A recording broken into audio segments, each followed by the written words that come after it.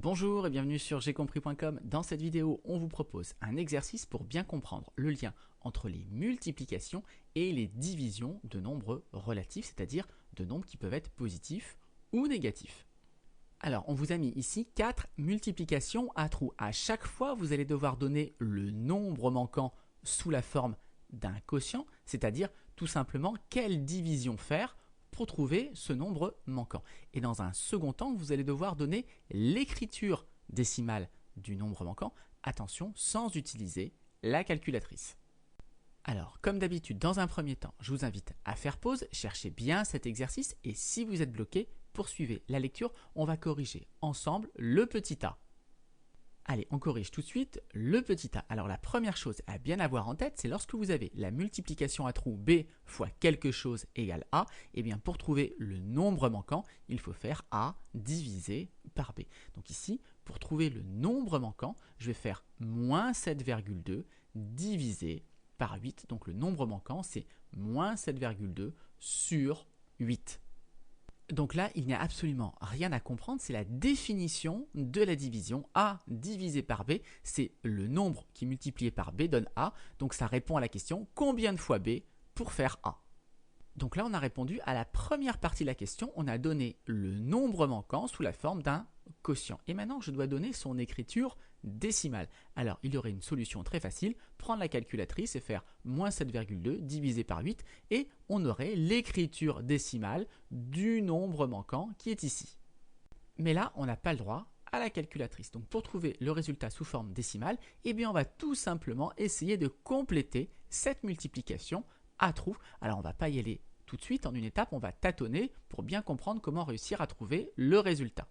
Alors la première question qu'on va se poser pour trouver le nombre manquant, c'est la question du signe. Et là, il faut bien avoir la règle des signes en tête. Je vous l'ai rappelé ici brièvement, quand vous multipliez des nombres de même signe, le résultat est positif.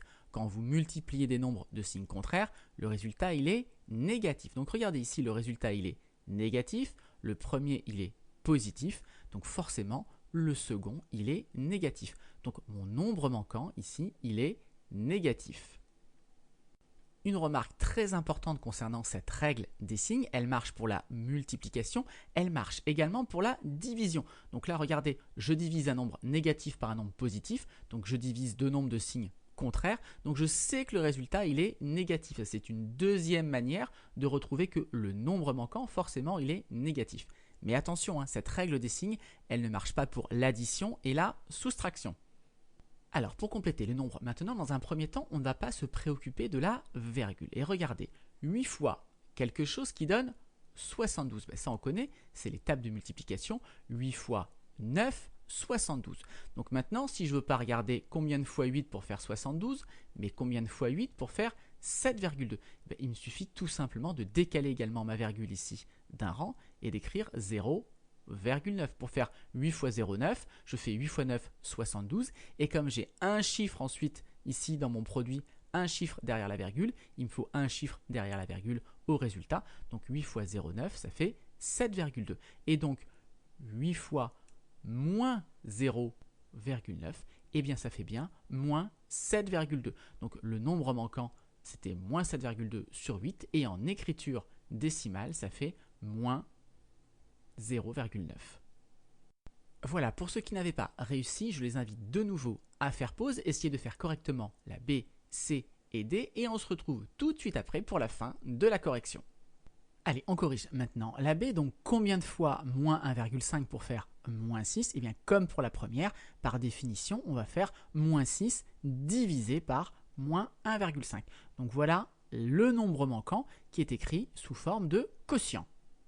Pour trouver l'écriture décimale, maintenant, eh bien, on complète la multiplication à trous. Donc déjà, le signe ici du résultat. On a un nombre négatif fois quelque chose qui donne un résultat négatif. Eh bien, regardez, forcément ici, il faut mettre un résultat positif. Moins par plus, ça fait bien moins. Donc déjà, on sait que le résultat ici, il est positif. On peut retrouver ce signe directement en regardant ici la division. Regardez, vous avez un nombre négatif divisé par un nombre négatif. Et la règle des signes, elle s'applique aussi pour la division. Donc quand vous divisez deux nombres de même signe, le résultat, il est positif. Donc ici, je peux mettre un signe plus. On va l'enlever par convention. Quand il y a un signe plus, on ne le met pas. Alors maintenant, quelle est la valeur ici que je dois mettre? Combien de fois 1,5 pour faire 6? On ne s'occupe plus des signes. Eh bien, si je fais ma table entre guillemets de 1,5, 2 fois 1,5 ça fait déjà 3. Donc si 2 fois 1,5 ça fait 3, si je veux aller à 6, eh bien moi je vais prendre 4 fois 1,5. Si je rajoute encore 1,5, j'arrive à 4,5. Et si je rajoute encore une fois 1,5, j'arrive à 6. Donc je sais que le nombre manquant il est positif. Et donc si je mets 4 ici, ça fonctionne. Donc l'écriture décimale de mon quotient, du nombre manquant, c'est plus 4. Et encore une fois, le plus, on n'est pas obligé de le mettre. Et je rappelle que même s'il n'y a pas de virgule ici, c'est bien l'écriture décimale que j'ai donnée quand j'écris tout simplement 4. Allez, on passe maintenant à la C, on peut aller un petit peu plus vite maintenant. Combien de fois moins 2 pour faire 9,2? Vous avez compris, c'est 9,2 divisé par moins 2. Et maintenant, on veut le résultat. Alors, je vais le faire directement ici.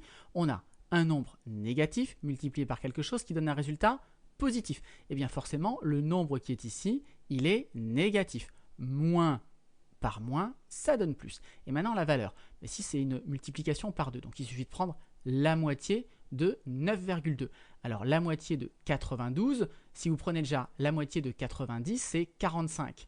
Donc, 45 fois 2, ça fait 90. Donc, il faut que je rajoute 1 pour que quand je multiplie par 2, ça me donne bien 92. Donc, c'est 46 la moitié de 92. Donc, ici, je ne vais pas mettre 46 parce que j'ai une virgule. Je vais mettre 4,6. Moins 4,6 fois moins 2, ça me donne bien 9,2. Donc, voilà l'écriture décimale. Et enfin, la D, donc combien de fois moins 1,47 pour faire 147? C'est toujours la même chose. Je fais 147 divisé 147 sur moins 1,47.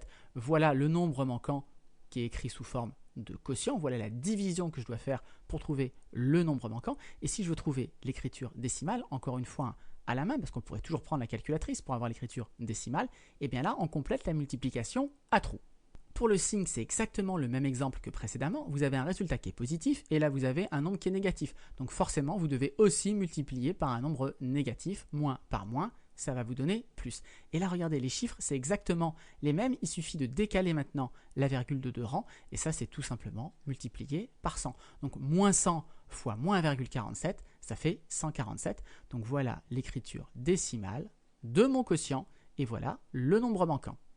Voilà, ceci achève la correction de cet exercice. Comme d'habitude, si vous avez apprécié cette vidéo, eh bien n'hésitez pas à la partager et à la liker.